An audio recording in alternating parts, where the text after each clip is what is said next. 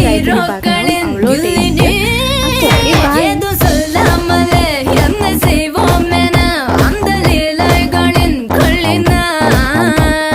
Chini peche kari, yan sulma shashin kari.